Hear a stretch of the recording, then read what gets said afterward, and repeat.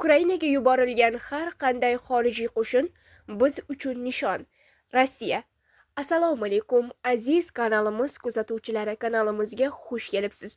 Agar kanalda yangi bo'lsangiz, like bosishni va dunyodagi yangiliklardan eng birinchi xabardor bo'lishni istasangiz, obuna bo'lishni unutmang. G'arb hukumatlari tomonidan Ukrainaga yuboriladigan har qanday qo'shinlar Rossiyaning qonuniy jangovar nishonlari bo'ladi.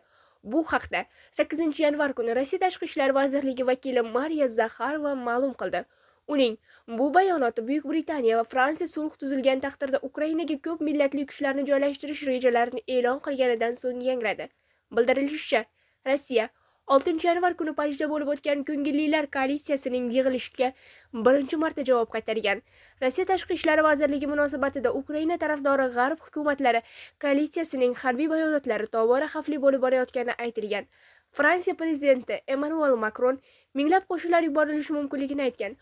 Buyuk Britaniya bosh vaziri Keir Starmerning aytishicha, bu Britaniya, Fransiya va hamkor kuchlar Ukraina tuprog'ida faoliyat yuritishi, Ukraina osmoni va dengizlarini himoya qilishi va kelajakda Ukraina qurolli kuchlarini qayta tiklashi mumkin bo'lgan huquqiy asos yaratishga yo'l ochadi. Rossiya g'arb harbiy bo'linmalarining g'arbiy inshootlari, omborlari va boshqa infratuzilmalarining Ukraina hududiga joylashtirilishi nafaqat Rossiya, balki boshqa Yevropa mamlakatlarining xavfsizligiga bevosita tahdid soladigan xorijiy aralashuv sifatida tasniflanishi haqida ogohlantirmoqda, deyiladi Moskva bayonotida. Shuningdek, bayonotda g'arb siyosatchilarining bu intilishlarini o'z cho'ntaklaridan moliyalashtirishga majbur qilayotgani ta'kidlangan.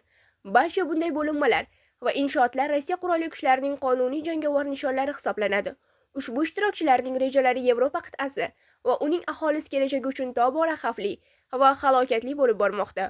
Ularni ham g'arb siyosatchilari bu intilishlarni o'z cho'ntaklaridan moliyalashtirishga majbur qilmoqdalar, deyiladi xabarda.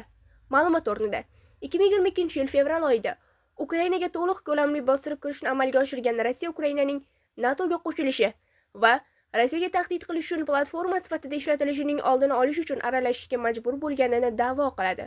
Mamlakat rasmiylari g'arb kuchlarining Ukrainada joylashishini hech qachon qabul qilmasligini doimiy ravishda ta'kidlab keladi. Ukraina va uning ittifoqchilarining so'zlariga ko'ra, kelajakda Rossiyaning yana bir bosqinning oldini olish uchun Ukraina har qanday tinchlik kelishuvining bir qismi sifatida qat'iy xavfsizlik kafolatlariga muhtoj.